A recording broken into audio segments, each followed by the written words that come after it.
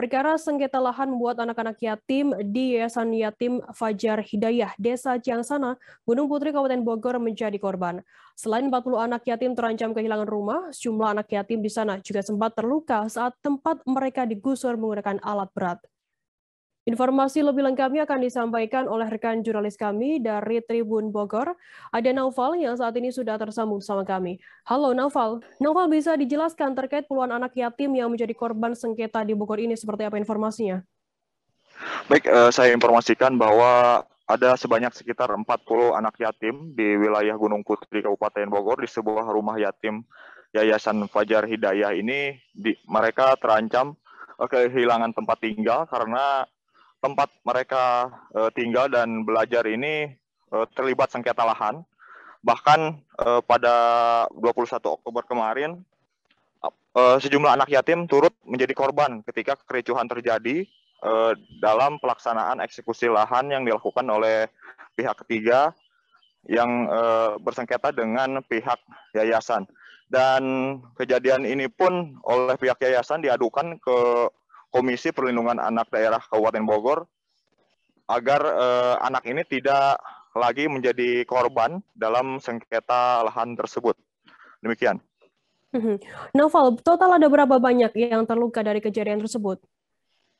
Baik, menurut keterangan dari pihak yayasan, dalam kericuhan yang terjadi saat eksekusi lahan terkait sengketa tersebut, ada 3 orang penghuni rumah yatim yang terluka. 2 diantaranya ini adalah anak-anak.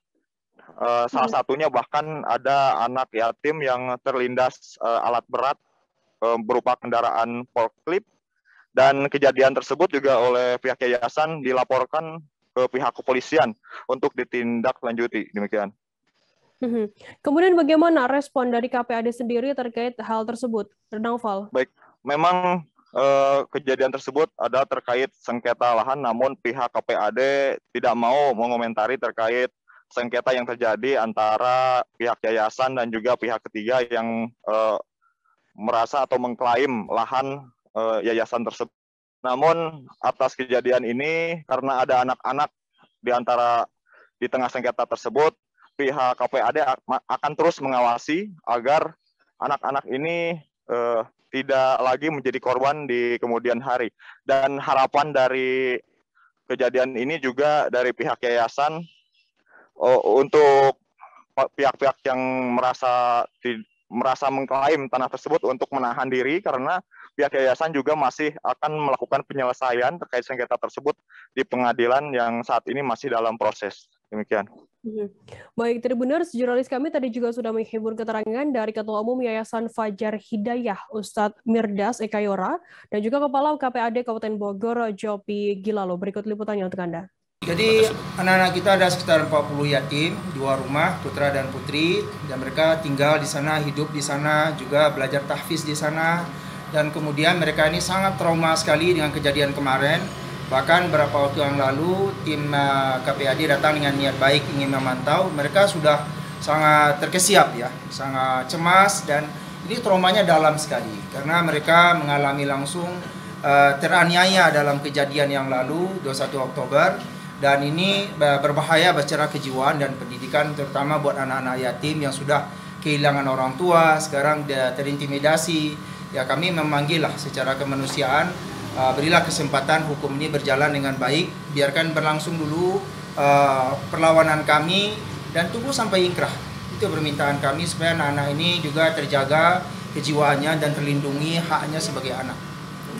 Masyarakat bahwa dia ternyata ada anak-anak. Nah, sesuai dengan tugas dan fungsi kami adalah mengawasi penyelenggaraan perlindungan anak.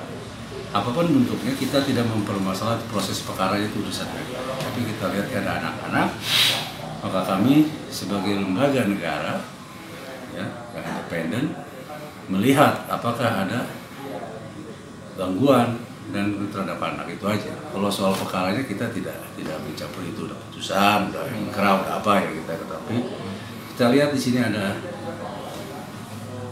kepentingan anak. Sehingga dalam kepentingan inilah kita hadir untuk pengawas. Terima kasih sudah nonton. Jangan lupa like, subscribe, dan share ya. Jakarta.